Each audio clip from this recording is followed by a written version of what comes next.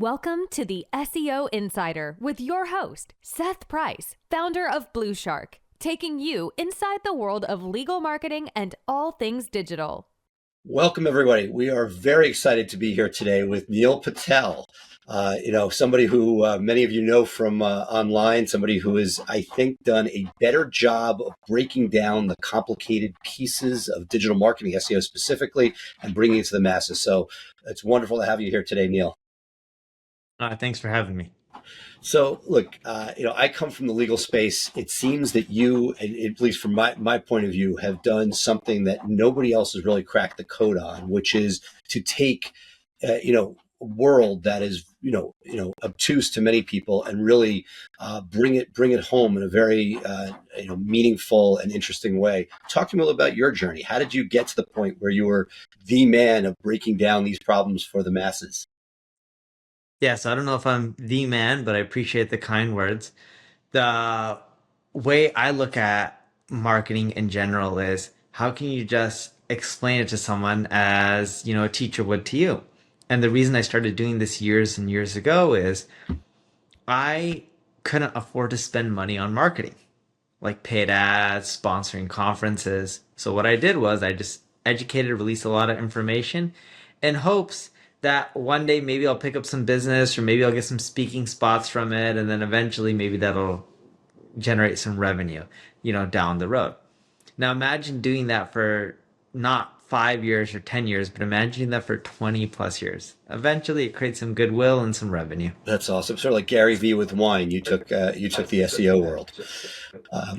Correct. I focus more so on marketing than anything outside. Every once in a while, I'll talk about entrepreneurship or some topics not related to marketing, but they tend not to do well. I keep telling my team, I'm like, we should just stick with marketing and ignore everything else. Well, you see, like it seems to be working so far. Talk to me over this 20-year period, 20-year plus period. Some of the things that you've picked up on, as far as at least from an information marketing point of view, what have you seen work, and what are things that you thought would work that just haven't the way you thought they would?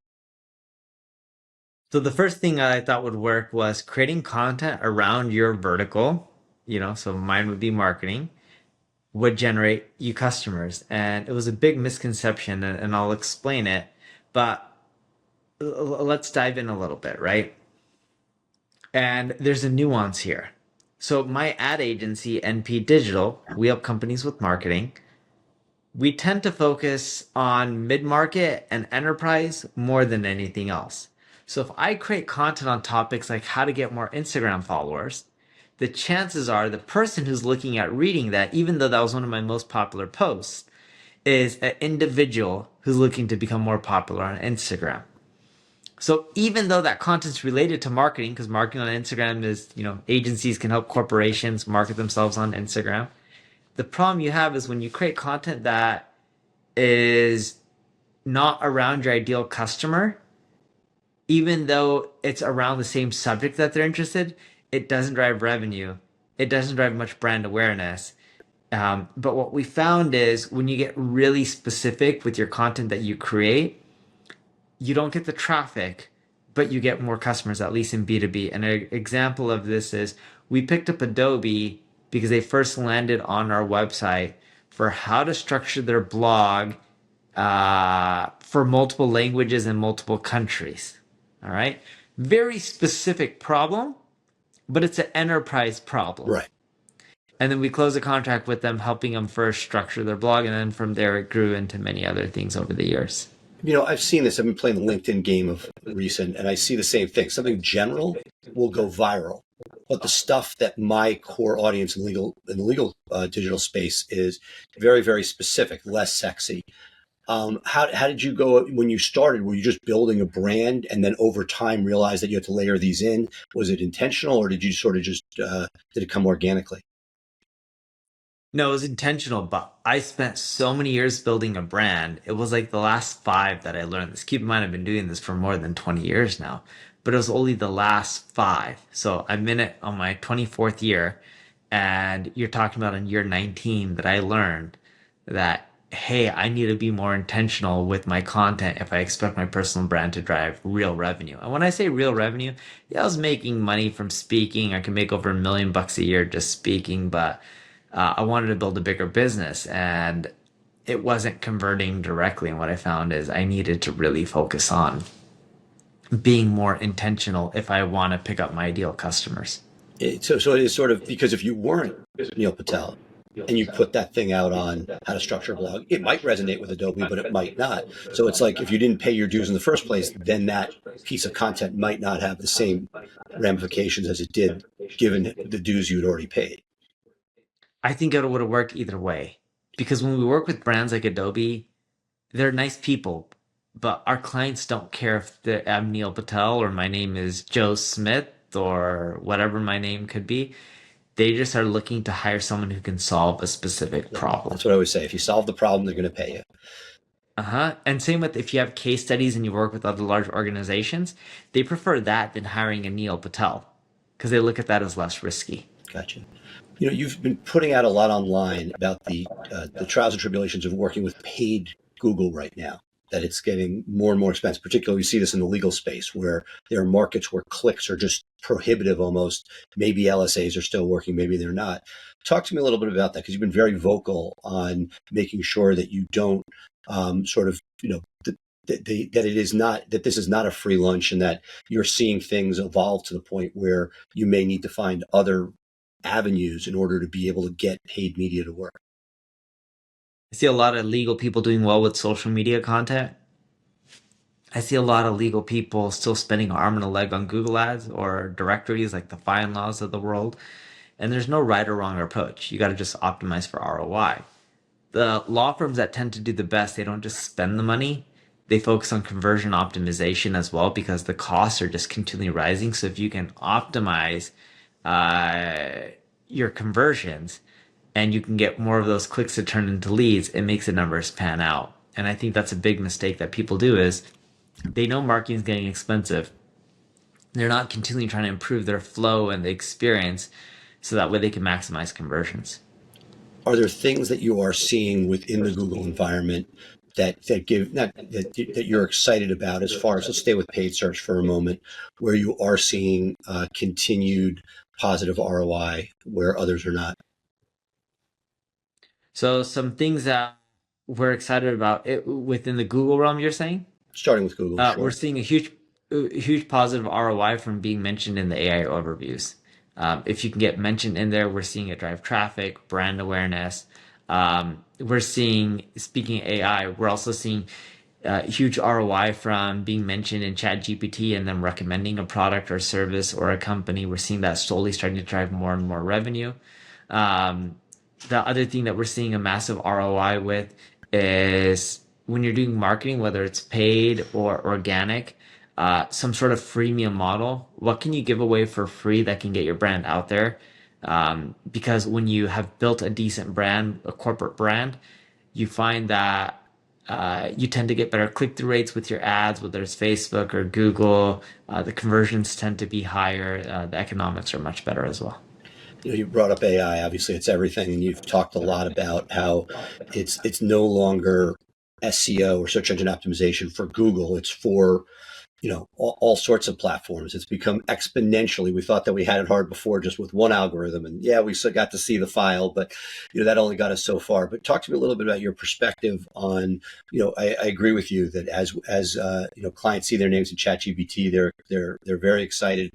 In legal, we haven't seen ROI as much, but want to get your thoughts on the transformation of SEO from just Google to other platforms. Yeah, so when you look at from just Google to other platforms, we see tons and tons of potential for a lot of other platforms out there. There's 6.5 billion searches a day on Instagram, over 3 billion on Amazon. Even if you go to the Apple App Store, over 500 million searches. Search is no longer just on Google, it's everywhere. Google owns less than 30% of the market share when it comes to just general search on the internet. Baidu is really popular. Bing, is getting traction. YouTube, I understand, is owned by Google, but still is popular. Pinterest has billions of searches a day. You got to optimize everywhere, and if you're not, you're missing out on a ton of revenue. So as we sort of look at this world, and one of the things that we've noticed has been search traffic generally, organic traffic has certainly decreased for many clients as these AI results are there. In certain instances, they're attributable to it, so you're sort of getting credit for it. But it seems that more and more local has become a central Yeah. conversion place, and that Google sees that as protected territory. They're going to fight it out, Gemini versus ChatGPT, and Lord knows what else is coming from China. But that all these different platforms are there, but Google has this local environment that they've invested in. I want to get your thoughts on what is for, in our case, attorneys, how do you see AI search results both either benefiting as well as hurting the operations, or I'd say the marketing plan set forth for most law firms? Yeah, and I'm assuming you're specifically, again, in this context, talking about local search as well. But for a law firm, AI will eventually impact local searches if they already haven't. I don't think it's going to impact as much as the informational, but I do think they're going to adjust local search and figure out better ways to monetize it. How? I don't know yet, but you bet they're going to start playing in this area. And the reason being is one of the stats I saw is 40-ish% of the searches on Google are local searches. Imagine figuring out how to monetize better on that, right? Google has to continually throw out more experiments. And with AI, they can figure out how to better understand what someone's looking for, maybe adjust the local results in a way that's more relevant to the searcher based on their history or all the data they have, and maybe figure out a way to monetize better as well at the same time. How? Time will tell. But overall, I think local businesses, at least in the next year, I think they're going to be fine with AI. And even in the long run, they can do okay. Even if you're not a local business, you can still do okay with AI. You just got to adapt to all the changes that are happening. And I think that's the biggest problem with traditional SEOs. They play the same game that they did 4 or 5 years ago when search is no longer just a Google game and you have to adapt on all channels. I know a lot of people who are in the law firm space, like personal injury lawyers, who are making a killing from billboards, the bench seats for the buses, and they're also making a killing from social media content. Right, it's there. One of the hottest topics in my space has been, with AI and AI content, figuring out that balance. Google's made it pretty clear early on that they didn't want to see it. Then it was sort of like, we don't care where the content came from. Most recently, in recent weeks, they've been like, oh, yeah, we don't want to see AI content. How are you reading that? Obviously, you want to stay competitive. You want to be able to churn out high quality content.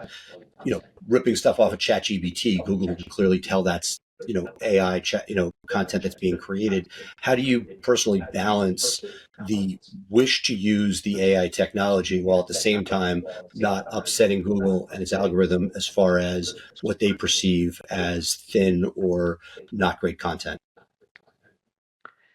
So you're saying how to use AI to create content when you have to worry about thin content or Everything these Google issues. look, Google is at the same for the time being still 90% of our game. And Yeah. we want to make sure that we're not doing something that's not going to be perceived by the Google algorithm as positive.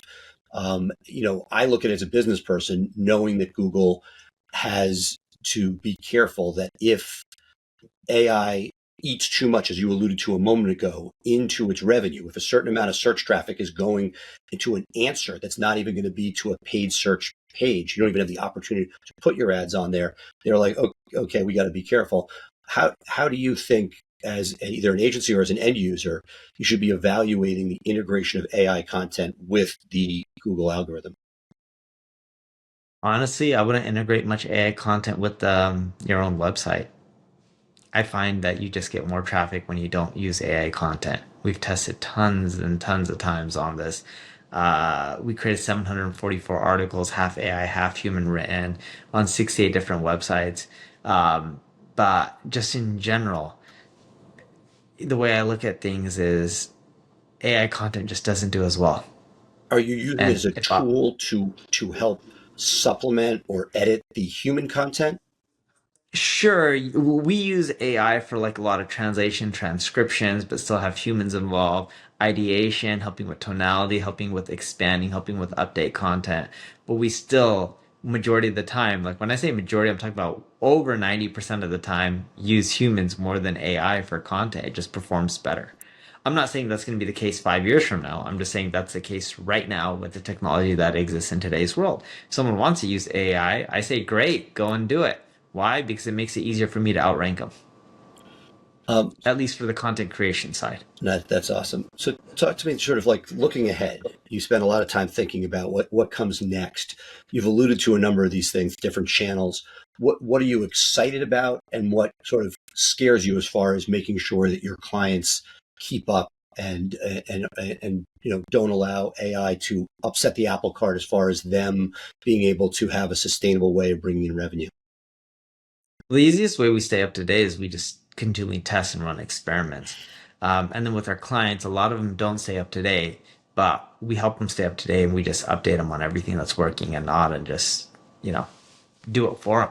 Most companies pay us because they just want it done for them. They don't want to learn marketing, or if they have internal marketing departments, which majority of our clients do, they're just looking for someone to help them execute and get things done faster and help them hit goals. So big picture with AI, what excites you about what's coming down the pike? What excites me coming down is more real world stuff. And as marketers and digital marketers specifically, we look at marketing as Google, Facebook, Instagram, and platforms like that.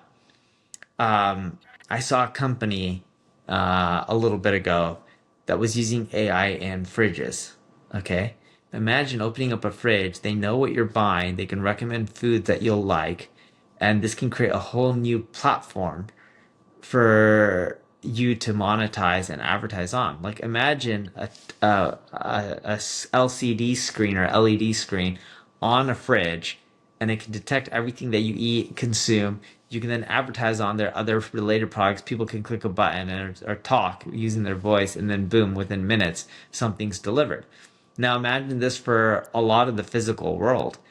When you start integrating AI, it allows you to better adapt to people. It allows you to compute data faster, and it opens up many new platforms and categories for marketers to start leveraging when it comes to advertising, No, assuming people want it. it's an exciting time, and I think that you're exactly right. It's figuring it out and delivering it to the clients. What are some of the things that you see people positioning where you're like, is there stuff that you're watching and you sort of, like you never know, but you see people going down rabbit holes that you don't think will be particularly fruitful? Yeah, I see a lot of people using AI to create content. I know we discussed that a little bit, and it's just cranking out a ton of regurgitated information. Unless you're talking about new stuff, it doesn't do that well. There was a stat, I believe, on Search Engine Journal around 4.6 billion pieces of content are created daily. People don't need more content. What they need is more new content. And when I say new, I'm not talking about you publishing a new article or video or image. I'm talking about you publishing a new article, video, and image, and is very important to keep in mind, that you're talking about something very new that they haven't heard about before. Without the and part, right? Talking about something new that they haven't heard about before, your content is not going to do that well in today's world. That's awesome. As you reflect back on your journey, one of the things I love asking people is mistakes or missteps over the years that you've learned from. Because I find that just always very often, or things that you thought were going to work but didn't. Love to get your perspectives, because I find that somebody like yourself who's tried so many different things has probably has some great war stories. Yeah, I've tried so many things that I thought would have worked, like for app marketing, like applications like SaaS apps, you know, removing registration and just letting them use the app and then getting them into the system would work better. But most of the times when I ran those tests, it's actually hurt. Or, you know, when I've tried running conversion tests where people can just click one button, like with LinkedIn or Google, and submit all their information and give authorization, you get access to their information faster, and you would assume it would boost conversions. But people these days are concerned a lot about privacy.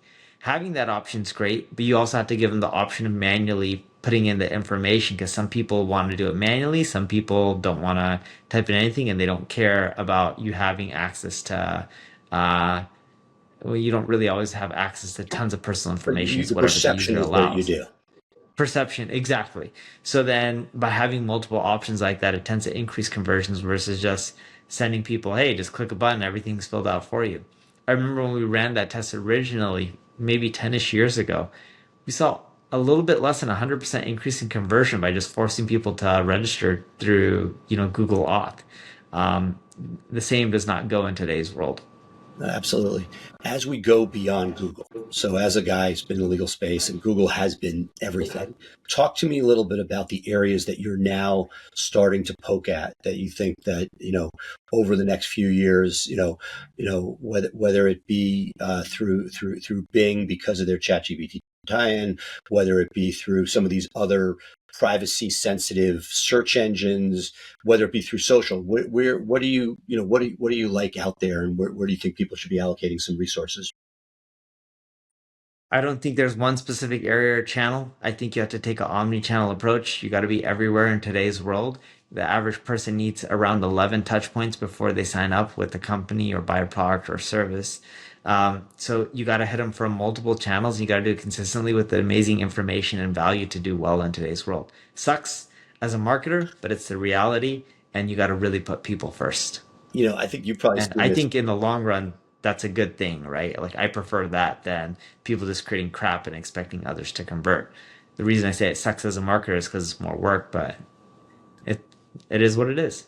I remember being at a Google conference like, I don't know, 12, 13 years ago. I was talking about attribution. And I remember talking about like a Royal Caribbean cruise and what you might go through between a first ad that you might see, clicks that you might give, and then eventually taking the cruise. And I was sort of scoffing at, well, it's not like that in legal. And today, I genuinely feel like it is. You talked about billboards, bus stop benches, clicks, social.